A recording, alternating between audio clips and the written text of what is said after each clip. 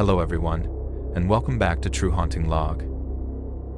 Here, we document real ghost incidents, unexplained encounters, and the terrifying reality of the paranormal from around the world. In this video, we have 5 allegedly true scary stories sent in by subscribers involving skinwalkers, mimics, and things that stalk you from the tree line. These stories are about the moments when the fun stops. When a game of hide-and-seek turns into a fight for survival. When a familiar voice calls your name from the deep woods, but the person isn't there. Whew. As always, if you have a story you would like to share, you can send it to truehauntinglog@gmail.com.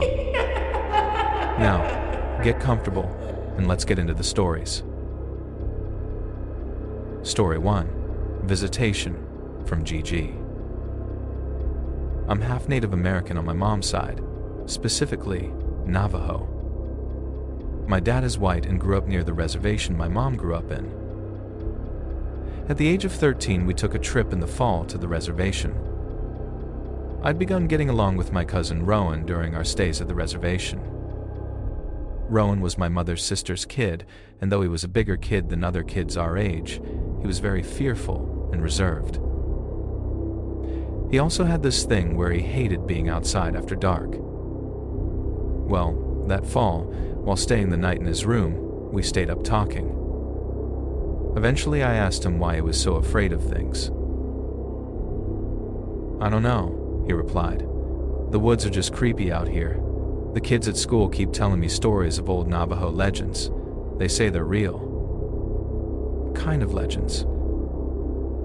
"Well, have you heard of the Skinwalker?" When he said that, I rolled my eyes. "Yeah, I've heard of it," I said.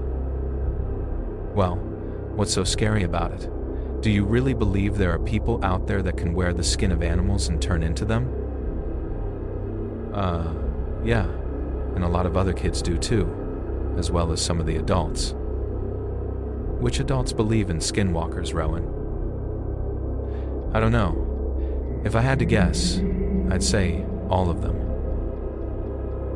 A few years after that, when I was 15 years old and Rowan was 16, my mom's side had come into quite a bit of money and bought a couple of ATVs.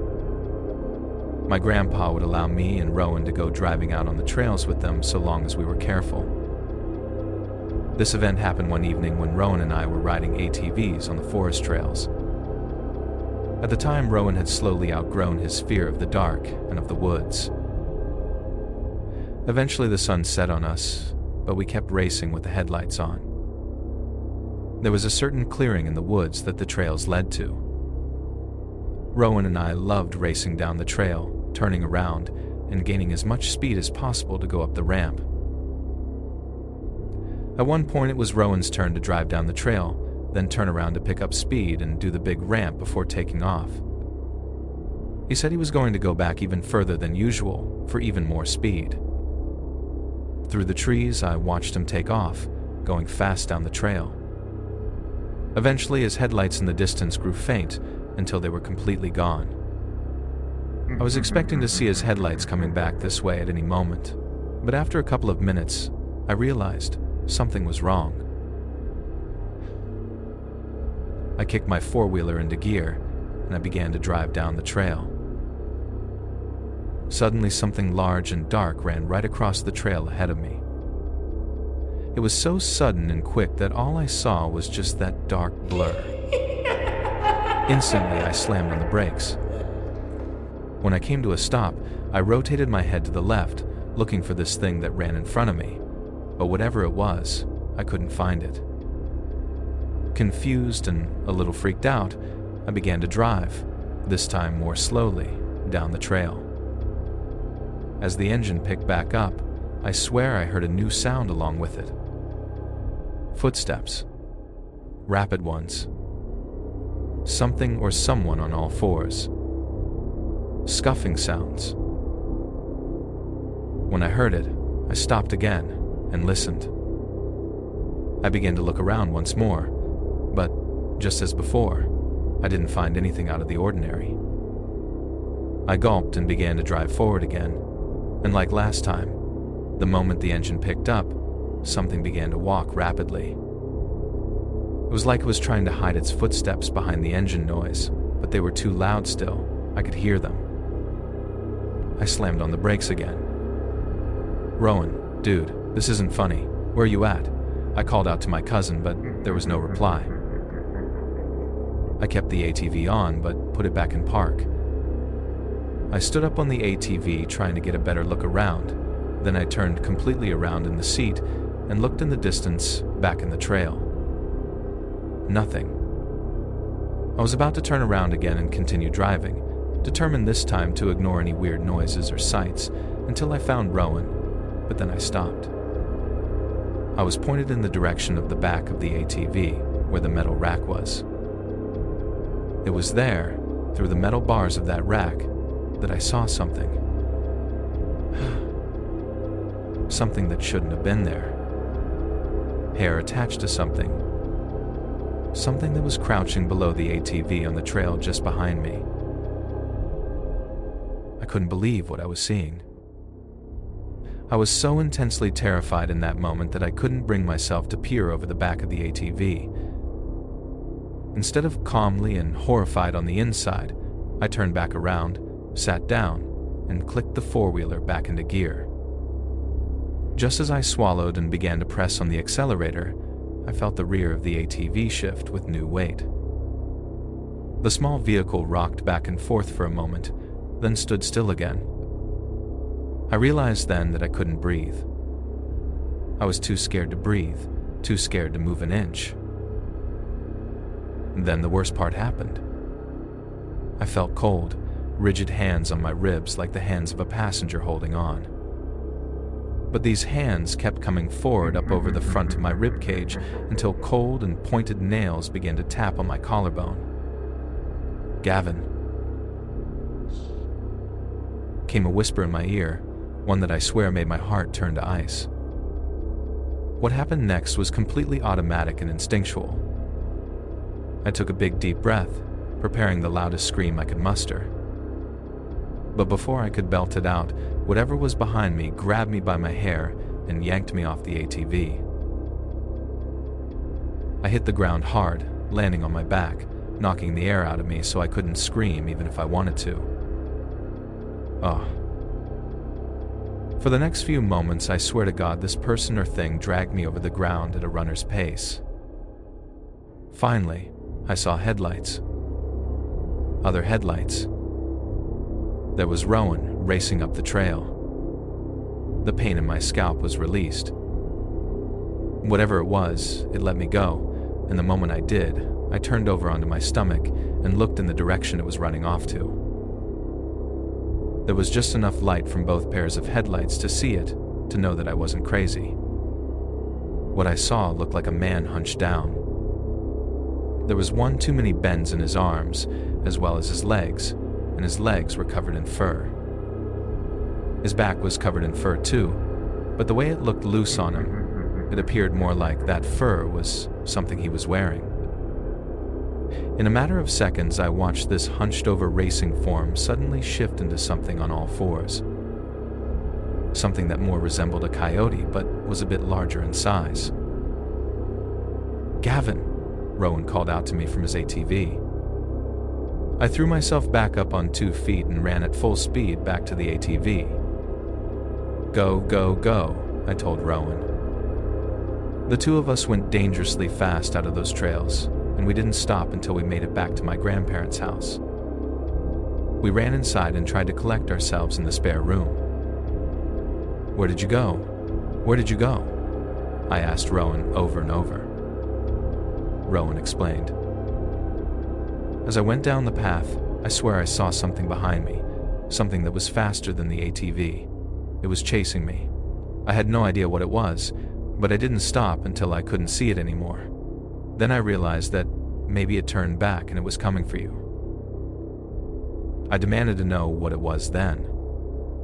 Rowan replied, "You don't want to know what I think it was." And I knew immediately what he was talking about. Rowan then whispered as if he wasn't sure he should even say it.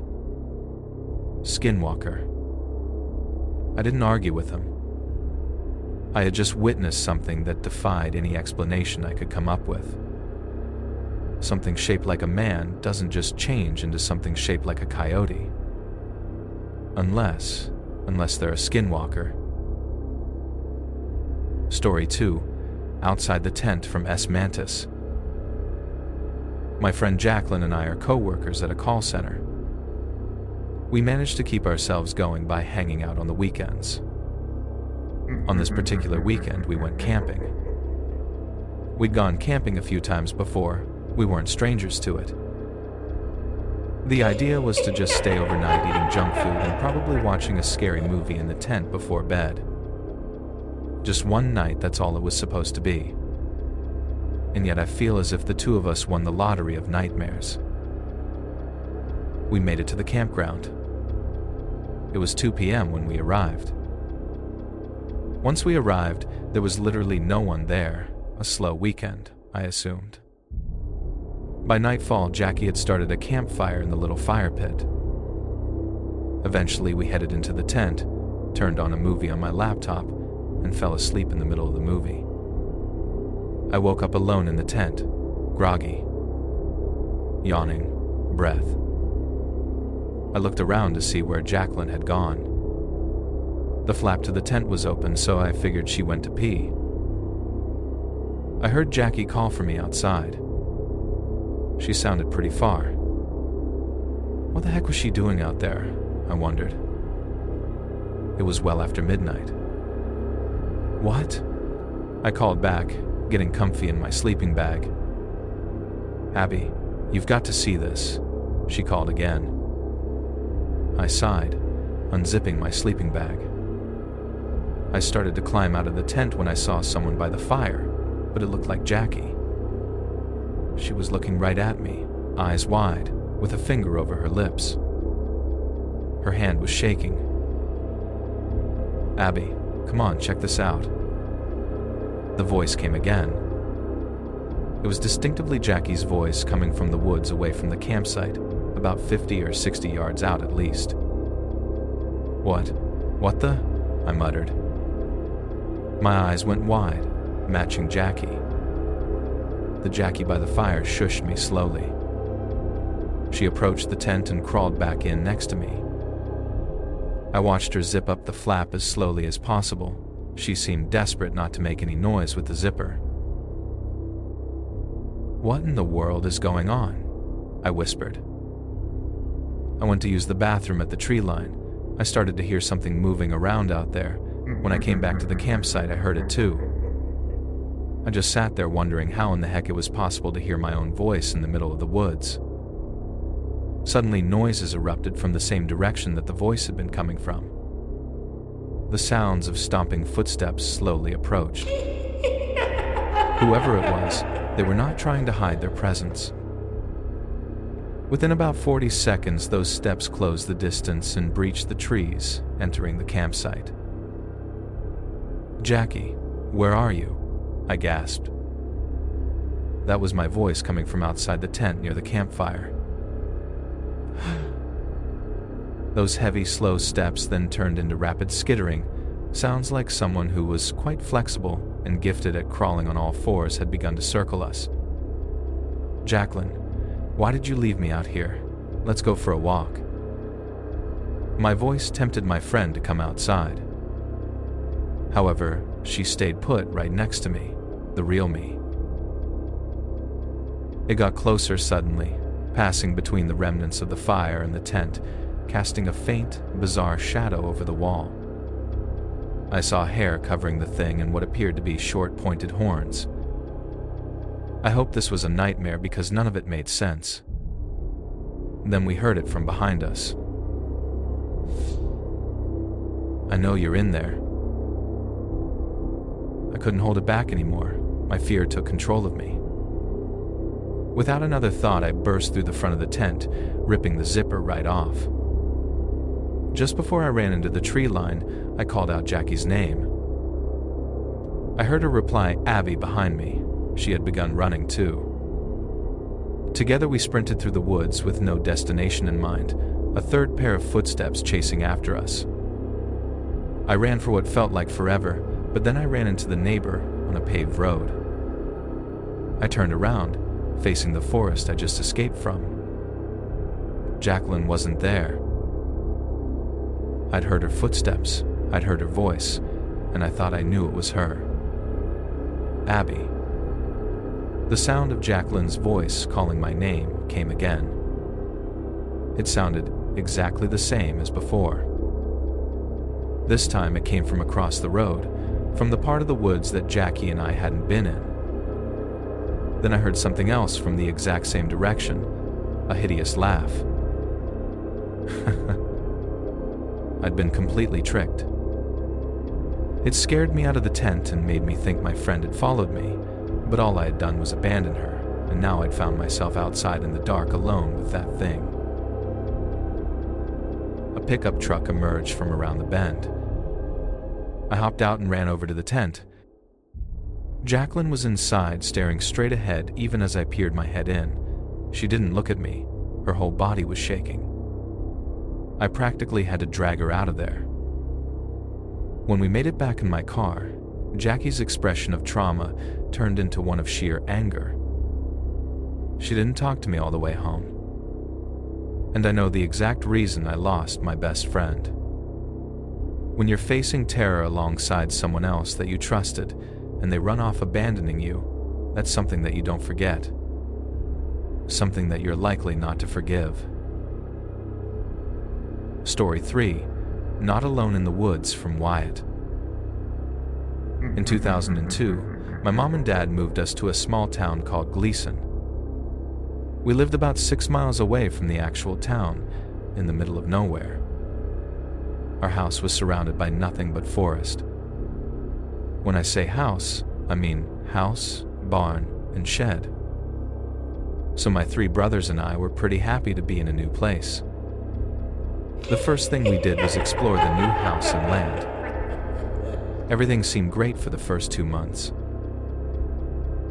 One day we were playing in the woods when we saw something.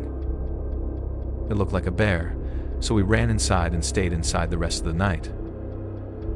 We didn't feel like being bear chow. The next morning came, and we went back out into the woods feeling a bit braver. There were no signs of any bear as far as we knew, so we started playing hide and seek. We didn't think about what we saw the previous day. After all, we didn't get a good look, so maybe it was just nothing. My 2 brothers and I were hiding from our other brother. After a while, he found us, and that was the end of the game, so we were heading back inside. Our plan was to play video games the rest of the day. But around 6:30 inches the evening, we were playing hide and seek again. It was beginning to get dark out, which made the game more suspenseful. We were hiding in the woods, because the brother that was it this time was afraid of the woods at night. Yeah, it may have been unfair, but we used it to our advantage. A little while later, when our brother had not found us yet, we were beginning to get worried. I felt bad for hiding out here, and I was afraid he may have gotten lost if he did come in the woods to look for us. But something did find us. As we were sitting there being quiet, we heard movement behind us. Snap. When we turned and looked, we saw something that scared the living daylights out of us. It was some dark black creature standing on 2 legs with eyes that reflected yellow in the dim moonlight. It appeared to be observing us. Despite being absolutely terrified, I couldn't move. My 2 brothers that were with me ran away, but they left me there, scared stiff. The creature began walking towards me. I was crying now, tears flooding down my face, but still I could not move. My body was fighting against my mind.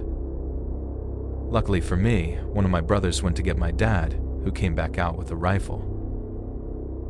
When my dad hollered at me to get inside now, my limbs finally listened and began to move. I ran back to the house as I heard my dad fire a shot at this thing.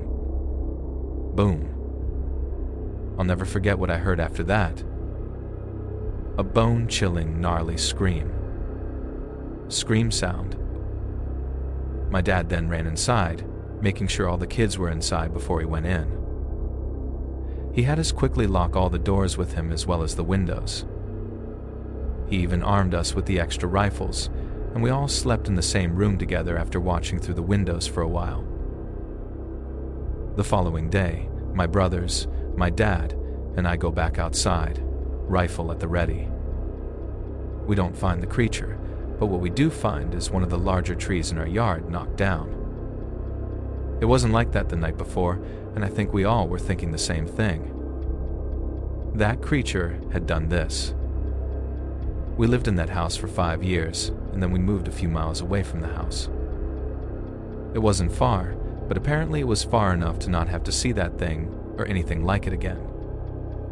Still, I never liked being that close to the house. Thankfully, another 3 years after that, we moved again. We moved about 45 minutes away to Mosinee, and we haven't seen anything weird again. Story 4, White Thing, submitted by M. Bird. I live in the woods of the southeastern United States in Alabama. I'm also 17, and I'm still in high school, of course living with my parents. Let me be straight with you, I love it out here, but I can't lie when I say this. Some things happen out here that I can't really explain. My brother and I each have a large Great Dane. Mine is a bit bigger. But every few nights now it's like they go crazy, running and barking like crazy in the deep woods. I get worried and always go out to try to call them back to the house, but usually they are already just outside the door on the back porch, staring tensely and completely rigid. They're always looking into the woods even when I open the door. At first I just blamed it on the sound of their barking bouncing off objects and sounding further away than it actually was. Maybe that would explain the barking I heard and why they were so close to the house when I'd come outside.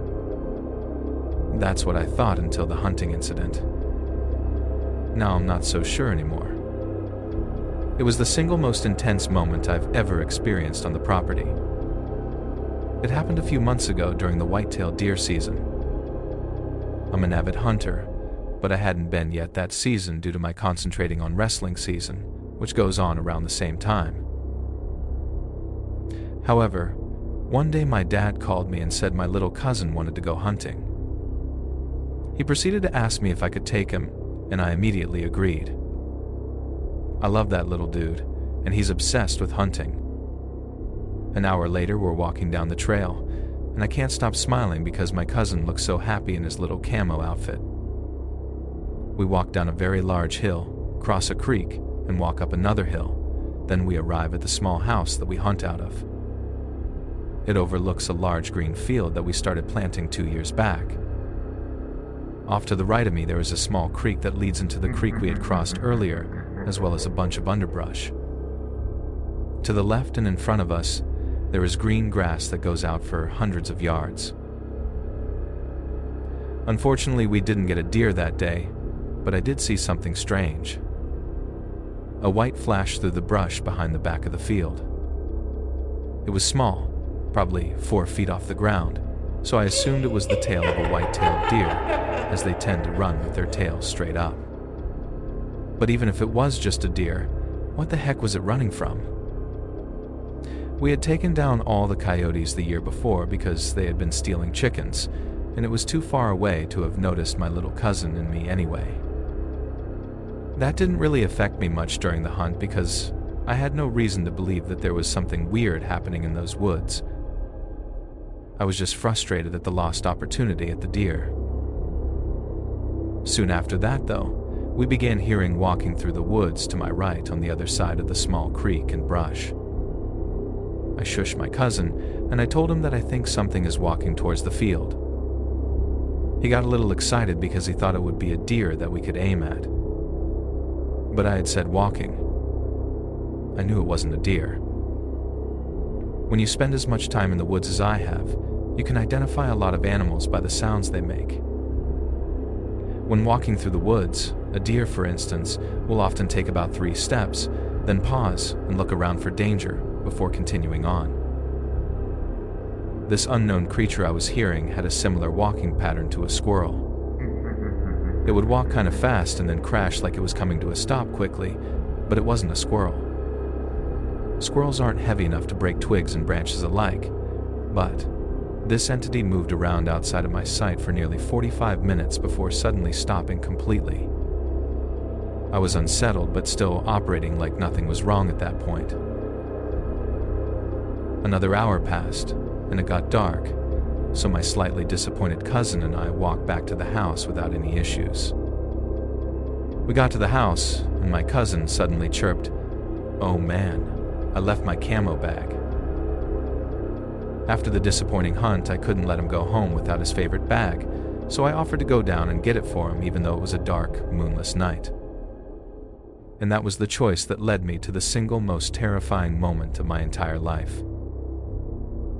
As I didn't have to worry about scaring off deer anymore, I decided to take our new four-wheeler. It was a Yamaha Grizzly 750cc.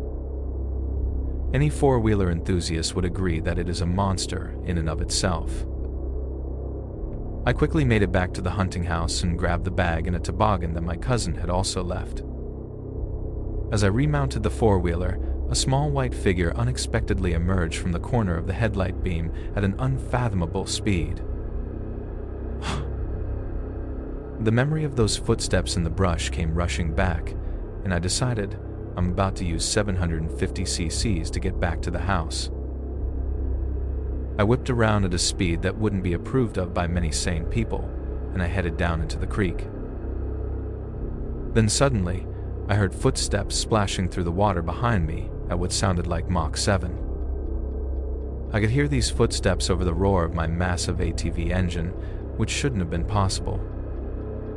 And I cannot stress enough how fast it sounded. It was comparable to the speed of a jackhammer breaking concrete, but it was on water. I looked back and saw a small, white humanoid with black hair half the length of its body. The only reason I could see it was because my ATV was close enough to it that my red taillight was illuminating the thing. This was enough. I pushed in the gas so hard it sent dirt and debris flying behind me. I was flying out of the creek and ripping a completely new trail back up the giant hill that leads to my house. I hit a bump at this insane speed, and the four-wheeler went airborne. This didn't faze me at this point, and as I landed 15 feet from where I left the ground, I was already full throttle again. I whipped into the gravel driveway at enough speed that I put deep ruts into the ground, and I hopped off, drawing my buck knife as I landed on the ground, and I looked everywhere. My eyes were darting all around me. The first thing I noticed was the creature wasn't anywhere that I could see. The second thing I noticed was neither was my cousin. I was past terror and getting furious at this point. If you chase me, I'll run, but if you mess with my 6-year-old cousin, you run. I was about to take off into the woods yelling his name when I glanced over and saw him looking out of one of the windows of the house. He was pretty shaken up. I ran inside and asked if he was all right, and he said that he got scared when he heard me flying through the woods. He asked if I was running away from something, and I just said, "No, big dude. I was just doing it for fun," which calmed him down pretty quick. As he left that night, my father asked me why I was driving like a madman, but I gave him a look that said, "I'm not even about to talk about it." He said to me, "Just don't mess up that ATV." Then he left me alone.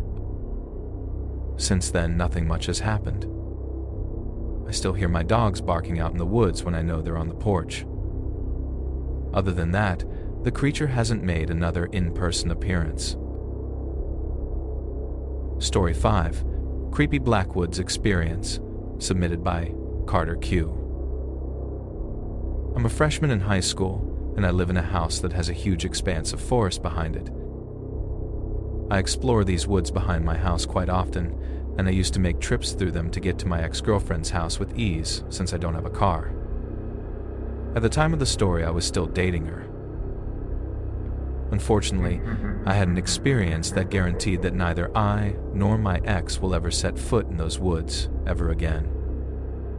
It happened over my 8th grade summer break. I left my house around 10 p.m. to get to hers. It was dark, but I wasn't worried. I had made the trek many times before. Plus, her parents weren't going on vacation for a week, so I was willing to walk through the forest alone at night, so far as it meant being alone with her for a week. It was about a 20-minute walk going straight north, and I was confident that I would get there within 5 minutes after her parents left. Now my girlfriend and I had made plans for a Doctor Who marathon on Netflix. We were both major nerds, but of course I was still excited to be alone with her for the night. After walking for maybe 5 minutes or so, I saw a movement out of the corner of my eye, and I turned to see nothing there. Slightly disturbed, I texted my girlfriend to wait for me at her back door. I was worried that I may have to run from a wild coyote or something, and I wanted to be sure she would be ready to open and close the door quickly if I did end up running for it. It was then that, I kid you not, I heard her say my name. And I immediately knew something was off. The voice I heard say my name said it in an almost seductive manner. But my ex had never talked to me in a seductive tone before, nor did I think she even knew how to sound seductive. Plus, she was at her house, so I knew that whatever I heard wasn't actually her. I began to walk faster, checking my phone to be sure I was going north. Then I saw movement in the corner of my eye. I turned even quicker than before, and I saw it. It was a pale, naked, humanoid creature, or at least its head was humanoid. Then, to my horror, it slowly stood up. I'm 6 feet tall, so I'm not by any means a small guy, but this thing towered over me. I was more terrified than I'd ever been before, but I had one advantage that probably saved my life. I have a very strong, very fast-acting fight-or-flight response, and before this thing had even fully stood up, I was booking it north. I could see the lights of my girlfriend's house through the trees, and I started screaming to her, "Open the door!" I was maybe 10 yards from the door when I saw her open it. I heard her start to reply, "Carter, why are you yelling? What is that?" I didn't reply. I just ran in the house, and without stopping, I grabbed the doorknob and slammed the door shut. I heard a loud bang at the door as if something had slammed into it. Bang. My girlfriend was hysterical. She kept yelling that we were going to die. As I set her down on a couch, I managed to calm her down. We stayed on that couch for the rest of the night, petrified. Later she told me that the thing had been right behind me, whatever it was, and that it had actually been about to grab me. I'd only barely made it to the door. I still don't know what the thing was, but I can guarantee that no one could ever make me go into that forest again. If you have a story you would like to share, be sure to send it to truehauntinglog@gmail.com. We read every single submission.